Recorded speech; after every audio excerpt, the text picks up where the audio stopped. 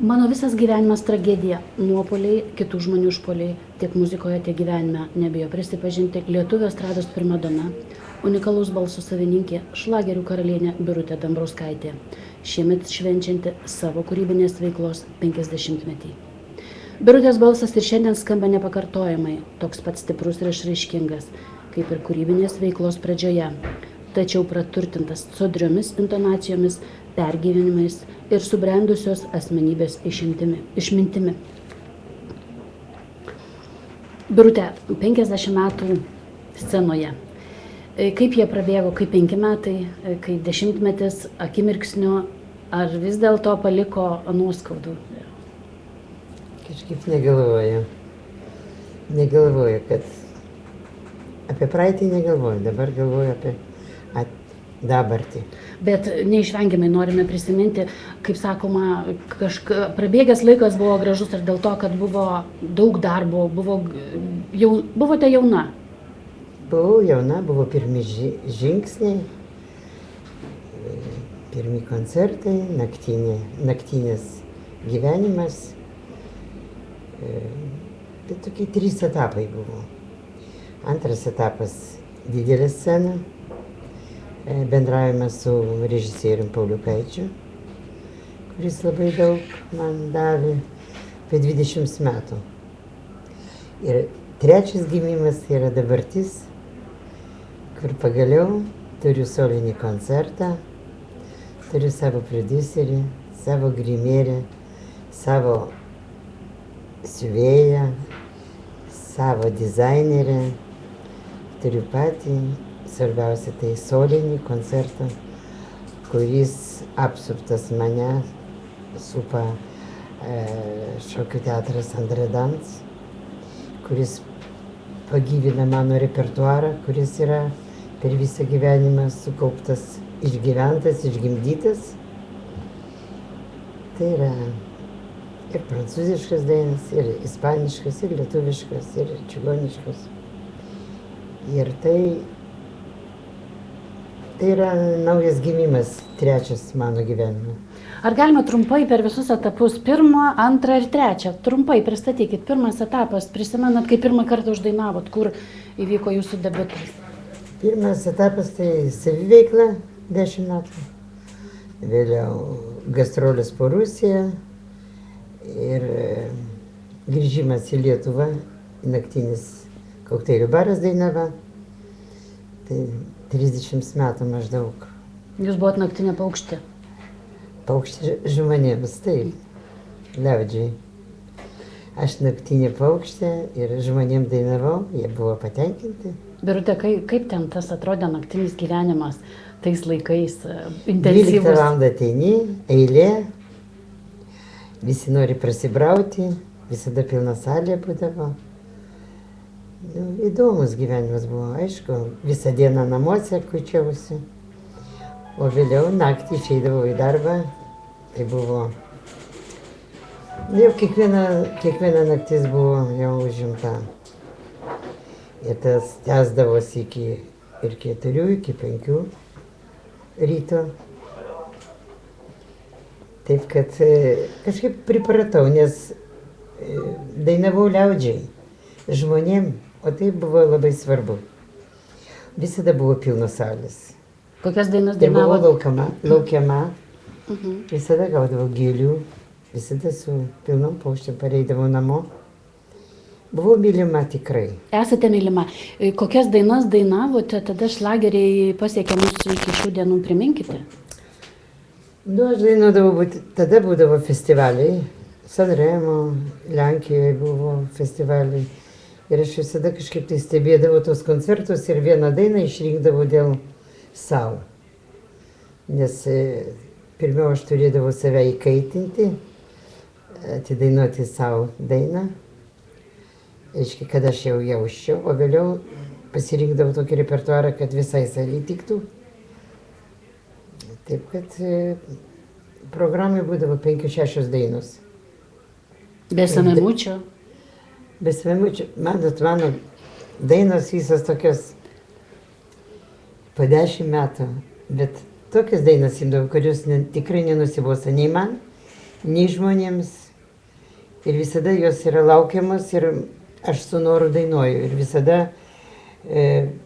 turiu pasitenkinimą tuo. Mieloji Birutė, atėjo laikas, kai tie visi garsūs naktiniai klubai užsidarė, griuvo, net pastatai dabar nugriauti. Tai kaip jūs išgyvenot krizės laikus? Aš vis tiek kažkur tai dainavau. Visur dainavau. Iš Dainavos perėjau į Šaltinėlį. Šaltinėlį uždarė programą, perėjau į Žirmūnus. Iš Žirmūnų mane paėmė į rusų restoraną. Tai 90 metais. Dainavau Elguvoj, naktiniam klube. Buvau patenkinta, ten irgi buvo savo istorija, ten buvo mano vardu keptas tortas labai skanus. Kas jį sukūrė? Sukūrė mano prodiuseris dabartinis, kadangi tada buvo darbdavys mano. Ir koks jo vardas? Jo vardas Andrėjus Procif. Tai buvo seniai, bet tie laikai buvo irgi labai įvertinti gerai. Buvo irgi pilnos salės, naktinis baras, programos. Ir jūs visus vaišinote savo tortu? Visus. Aš vietoj gėlių neždavau daktarams, nes buvo parašyta Birutė. Ir išorė torto buvo kepuraitė, o tuo laiku aš dainavau su suknelėm, prie kurių būdavo tų suknelių kepuraitės. Tai jūsų simbolis kepuraitė? Tada. Dabar aš kitaip visiškai. Tada praėjo tas. Dabar kitas kepuraitės. Na gerai, tas kitas kepuraitės, kas jums siuva, kuria? Tai čia dabartis. Taip, mes jau grįžtame. Dabar tik kuria Valentina. Jūsų naujoji stilistė. Prašau, stilistė, taip. Jis ir grimuoja, šukuoja, kerpa. Visą laiką dukra man kirpdavo. O dabar, kadangi mes kaip viena šeima, čia grimuoja, čia rengia, čia vis tiek stilių jie parenka, kepuraitės stilistė daro pati pagal kiekvieną dainą. Kiekvienai dainai yra atitinkama suknelė specialiai, pagal charakterį, pagal dainos turinį ir kepuraitės visiškai kito. Nesulyginamai su tais laikais. Tai jums jau belieka tik dainuoti, jūsų įvaizdžiu pasirūpinti. Aš esu labai laiminga. Nes ir rengia, ir grimuoja to, ką pats dainininkas, kiek aš dirbau iki šito projekto, turėjau pati dažytis, grimuotis, rengtis, kirptis, dainuoti, bet dainavimas toks irgi. Išėjai į sceną, padainavai, išėjai iš scenos. Jokio kūrybinio džiaugsmo. O aš labai mėgstu kūrybą. O dar kai yra toks prodiuseris, choreografas, kuris... Iš naujo atsirado. Iš naujo. Jis tas pats, kurį pažinojau seniai, bet niekada negalvojau, kad ateis laikas. Vėl Andrėjus, taip. Vėl Andrėjus, kuris pasiūlys man projektą. Ir aš neįsivaizdavau, koks tas teatras yra. Andredans. Ir man pakvietė pasižiūrėti. Aš kai pamačiau, tai aš vos nepalpau. Nes tai yra jaunimas, gražus jaunimas, 20-22 metų amžiaus, kurie sutiko mane mielai. Ir man patiko darbas, atlikimas. Šitas žmogus dirba su kiekvienu žmogu, su kiekviena šokėja, su mimika, su rankos žestų, su kojų. Ir ne šiaip yra prišokimai kažkokie tai, o tai yra kiekvienos dainos istorija. Ir kiekvienas šokėjas turi savo veidą, savo mimiką. Ir kai aš pamačiau jo darbą, aš su mielu noru sutikau. Tai vat mano išgimdytos dainos yra naujų dainų. Ir yra viena linija programos. Ir mes sukūrėm visą vasarą, aišku, dirbam. Aš niekur neišvažiavau. Kiekvieną vakarą mes repetuojam. Labai įdomus darbas. Labai noriu noriai eina ir jaunimas, ir aš į repeticijas. Ir kiekvieną dieną yra naujovė, kiekvieną dieną naujas kūrinys, šlifuojamas, žiūrimas. Taip niekas manęs neglobojo ir nežiūrėjo, kaip, iš kurios pusės eiti, kaip ranką pakelti, į kur žiūrėti. Bet čia jau kvepia ir diktatų šiokiu tokiu. Ar Prašau? diktatūra kvepia? Ne. Ne. Tai yra žmogus, kuris nori. Suprantat, yra daug kirpėjų, o vienas geras. Daug siuvėjų, vienas geras. Daug fotografų, vienas geras. Režisierius, aš skaitau, kad operatorius, jeigu jis mane mylėtų, jis mane parodytų. Iš kampo, ar sėdinčią, ar gulinčią. Tokį rakursą padarytų, kad aš gražiai atrodyčiau. Bet nieks nenori dirbti. Parodo mane iš šono, parodo va tokią. Ir aš užtat nenoriu net eiti niekur rodytis, kadangi visada pergyvenimai yra. Birutė, nuėjote, vasarą koncertavote Palangoje. Kas ten dėjosi? Kas ten dėjosi? Nu, kaip visada, aš dainuoju ir mes koncertuojam žmonėms. Ir niekada nėra daug žmonių, bet vis tiek jie klauso. Jie stovi, ploja, jie džiaugiasi. Aš jų akis matau. Tai Palangoje buvo jūsų programos debiutas? Taip, tai buvo pirmas koncertas, nu kaip generalinė repeticija, galima pasakyti, aiškios.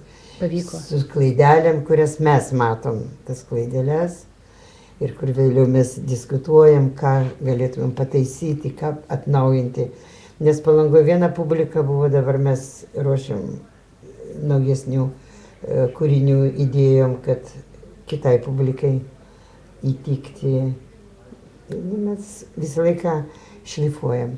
Tai vat jūsų veiklos 50-ais. Paprastai tokia proga kviečiami scenos grandai, kolegos ir prisiminimų vakarų pavirsta ašaringų vakarų, o jūs sumanėte kitaip. Jūs dirbat su jaunimu, rodote jaunatvišką programą. Kokių vertinimų sulaukite iš savo kolegų scenos laikų, senųjų? Kažkada tai kartu kolegos dirbdavom vienoje scenoje. Dabar visi kiekvienas savo. Kiekvienas ieško savo koncertų. Jų nėra daug. Ir aš radau savo terpę dabar, kaip pasakyti, kad aš tiek džiaugiuosi, nes tai yra tikrai toks kūrybinis darbas, kur aš dabar kvėpuoju juo. Ir kolegos tik tai, jeigu pamato, sako, kaip tu atrodai, gerai, dabar komplimentus gaunu, nes aš gyvenu tuo, aš džiaugiuosi ir aš su jaunimu, aš nesėdžiu apie vaistus, nekalbu, ant suoliuko nesėdžiu su senutėm. Aš gyvenu visiškai kitą gyvenimą. Jūs, Ir yra Birute, kiti visiškai kitos kalbos, mes visą laiką kalbam su choreografu, su jaunimu, kaip tai padaryti, apie muziką, mes vaikštom ir visą laiką kalbam apie programą. dėl tos programos jums tenka aukotis, jūs net privertė choreografas vėl prisiminti baletą, pradėjote lankyti vėl studiją baletą. Aš neaukoju. Aš prisiminimais, man labai malonu, aš žinau visus pavadinimus. Ir man Kaip malonu, jums sekasi baleto studijoje po tiek metų? Aš pas Kunavičių mokiausi, tai buvo jaunystės metai, bet žinau dabar, kai dirbam mergaitės ir visus, ir choreografas dirba su jom, ir kartais aš irgi ten prisijungiu, žinau visus tas žete, plyje, arabeskas, ten vienu žodžiu, prisiminimai geri. Sakė Andrėjus, kad programą statė turėdamas omeny jūsų rankas. Kokiegi tie gestai, žestai Nežinau. būdingi Birutei? Žinot, aš negalvoju, kaip į tai ranka pakyla, taip. Tik O koks yra specialus judesys, būdingas Nežinau, čia man jums? kaip dainavimas, kaip Širdis pasako padiktuoja. jausmas. Taip aš darau. Aš nežinau, pas mane nėra šablono, kad būtent ten pakelti, ten. Aš galiu kartoti tą pačią dainą 10 kartų, bus kitaip. Birutė, šokančios, dainuojančios rankos, kaip atrodo? Kaip jūs rankos? Nežinau. Žinote? Tikrai nežinau. Na, kas jums būdinga? Nu, aš nežinau, aš kalbu su jumis, aš taip kalbu. Puikiai. Jeigu aš keliu ranką, tai aš keliu, aš arba nežinau. Aš, Na, žodžiu, nesurepetuoti, jokie jūsų Ne, aš nežinau, tiesiog judesiai. man sako, gal iš šito šono gražiau atrodo, vis tiek aš nesu graži, nesu aukšta, neturiu ilgų kojų, neturiu gražaus veido, bet aš turiu balsą ir dušę turiu, aš gyvenu. Ir tas, kam aš reikalinga kaip dainininkė, tai nemato mano tų trūkumų, ūgio. Nebeturite? Dabar, nu, dabar aš nesijaučiu su trūkumais. Taigi, draugaujate su sportu, sveikai gyvenat. Kaipgi, kas vėlgi privertė gyvenimą, Andrėjus, jūs pati, na, padarėte pastangų dėl svorio mažinimo, o toliau išlaikote nuostabę išvaizdą. Kaip kasdien prisižiūrite? Žinot, čia galbūt nuotaika. Visada geros nuotaikos šitas žmogus. Jis įneša tiek džiaugsmo, jis moka...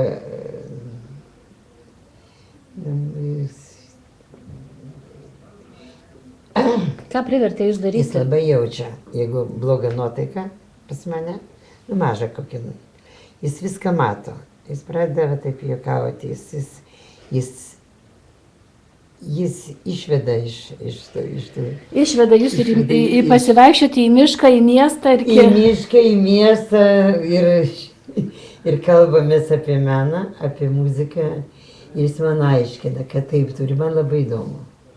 Tai Aš visą laiką šypsausi. kokie... Aš daug energijos nuo jo gaunu, aš pasikraunu. Jeigu vengiu dabar neįgiamų emocijų, neįgiamų žmonių, jis mane išveža į kaimą, kad nieks manęs nenervuotų. Skaito man. Jis labai apsiskaitęs, labai protingas. Aš nelabai. Ir jis mane viski taip, nu, jis man apšviečia ir aš įdėmiai klausau. Labai įdomus žmogus. Tai va, tai jis... Aš visą laiką šypsausi, va tas ir duoda man energijos, sveikatos. Ir aš ne vieniša. Skambučiai kiekvieną dieną po 10 kartų. Kaip tu jauties, ką tu darai. Tai valgyti darau, tai aš dar dėstau. Tai jis net nori pažiūrėti, kaip aš dėstau. Jis visuose reikaluose, jis žiūri mano garderobą, ką aš turiu užsidėti, kokią kepuraitę, kokius sakinius, nes sakinių daug turiu. Bet, žodžiu, jis labai mane kontroliuoja. Jis nori pakeiti įvaizdį mano, jeigu aš anksčiau. Nu, buvau viskiau nusivylus savo gyvenimą, kuo? Dainavau, išeidavau iš namų, dainavau, bet tai jau nebuvo menas. Tiesiog žinau, kad žmonės patenkinti, aš dainuoju, vakaras praleistas ir viskas. Dabar to nėra.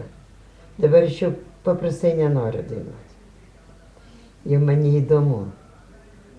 Aš turiu, kad tą neturėjau niekada. Dabar jaunimas visą turi prodiuserius, kurie juos stumia. Čia stumti nereikia. Šitas žmogus nestumia. Bet man tas patinka dar, kad jis tą savo kolektyvą, jauną, gražų, kitas stumtų savo kolektyvą, o mane ten šone pastatytų, kad aš padainuočiau. O čia atvirkščiai. Jis mano dainavimą dar paryškina savo to jaunimo, teatrų. Mano pergyvenimus jis perteikia per šokėjus. Sakykit, Birutė, jūsų dukra nestabdo jūsų dėl programos, nebijo, kad širdis sustreikuos, kad mama persidirbs? Ne, jinai džiaugiasi. Jinai sako, jinai pažįstama su Andrėjum. Sako, taip tau lengva, aš džiaugiuosi. Jinai visada, jinai nenorėjo mano vienatvės. Tada jinai su žentu mane kviesdavo į gerą restoraną pavalgyti. panoramą pasivaikščioti. Dabar jie manęs nemato. Nuo ryto iki vakaro aš su jo šeima, su vaiku, su žmona jo. Dar yra vienas džiaugsmas ir ne vienas, jūsų anūkai, sakot, ir proanūkių. Proanūkai, aš turiu 2 proanūkus. Sonata ir Markas. 2 anūkus turiu, Edgarą ir Laurą. Tai yra nuostabi šeima, kuri džiaugiasi, kad aš turiu kolektyvą dabar. Jie nori, kad aš džiaugčiaus. Jie nenori, kad aš liūdėčiau. Jie mane gerbia, jie vertina mane ir, sako, kad aš turiu vis tiek galvoti, ne kad visą laiką su vaikais būti ir su dukra, pas kiekviena yra šeima. Tiek pas anūkė šeima, pas dukra šeima. Ir aš, kada man liūdna, tai aš, reiškia, su jais turėčiau praleisti laiką. O dabar jie labai retai mato manęs, kadangi aš labai užimta esu. Bet jie patenkinti, mato mano emocijas, mano nuotaiką, mano dainavimą. Ateina į koncertus, jie aišku dreba. Anksčiau drebėdavo ir dabar dreba, kad taip, fainai, bet koncertas buvo labai gražus. Mano anūkas specialiai atvažiavo iš Vilniaus į koncertą. Ir sakė, aš vos nepražilau. Ir iš pasitenkinimo. Ir scena buvo labai gražiai padaryta Andrėjus. Ir kur jūsų naujausi koncertai, kiek žinau, filmuos televizija, jūs pasirodysit tautinių bendrijų, atrodo, namuose? Labai norėčiau, dabar tai bus koncertas 17 spalio Lenkų kultūros namuose. Ten 500 vietų, ten scena didelė, ten garsas geras. Scenografija pats Andrėjus darys, tikriausiai. O publikos man užtektų, 500, aš noriu matyti jo akis. Man tinka tokia salė, ne ypač didelė. Ir labai norėčiau, kad žmonės ateitų. Tai yra tikrai vertas projektas, kurio Lietuvoje dabar tikrai... Ir vadinasi? Dar nerudu. Nes tik spalio mėnuo ir tik 50 metų scenoje. Tik tai. Tik tai. Birute, ar turite dainą savo mėgstamą, kurią niuniuojate pati savo? Visas mėgstamas. Visas. Nė vienos nėra dainos, kurios aš nenorėčiau dainuoti. O kokią dainuojate savo anūkams ir dainavote ir dabar proanūkiams? Ar yra tokia daina, Lopšinė, kurią dainuojate? Kuri jūsų proanūkius užmigdo, nuramina, bet tai jūsų daina. Ar turite tokią? Aš žinau, yra tokių žmonių, kurie pagal mano dainavimą užmiega. Tai mano namų šeimininkė, Marytė. Sako, aš taip negaliu užmigti, aš paleidžiu tavo kompaktą ir užmiegu. Aš Lopšinių nedainuoju, aš vis tiek rames dainuoju, apie viltį. Aš ir Kernagio dainavau prieš tam tokiam koncerte. Ir aš parenku, ką dainuoti kokiam koncerte. Ar liūdną dainą, ar dramatinę. O savo aš vis tiek, praktika didelė, pasirenku, ką dainuoti. Taigi jūs dar ir artistė, esate įgarsinus filmukus, vaidinusi ir dabar sulaukėte kvietimo buvote sulaukusi į operą, kur būtų tekę vaidinti. Žinot, vaidinti modernioje pjesėje. Taip, ten aš atsisakiau, todėl kad ten aš nebūčiau pasirodžius kaip dainininkė. Man netiko, aš pasižiūrėjau, man malonu, aš pabandžiau, galvojau, kad bus įdomus personažas. Bet kur aš nenoriu dainuoti, bet kaip nenoriu, dabar negalima man. Arba dainuoti, arba ne. Arba gerai, arba ne. Negali būti taip, bet tik.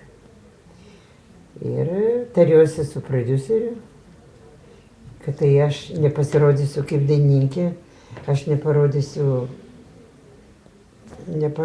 ką aš galiu. Ir vėliau žmonės iš karto ieškos tokių, pasakys, jau jinai nieko negali, ant vienos natos dainuoja, užtat aš apsisprendžiau geriau neįsiu ten, kur nebūsiu aš pati. O ar sutiktumėt persikūnyti, tapti kitų žmogim, aktorė, čigonė, indė? Kokį įvaizdį savo įsivaizduotumėt kine? Sutiktumėt suvaidinti kažkokią fatališką moterį? Ne, aš dainavime, kodėl ne? Aš mėgstu meną, aš mėgstu... Ir jau vaidinote? Aš žinau tembrus, aš žinau, galiu pagal Armstrongą dainuoti, aš galiu čigoniškai dainuoti.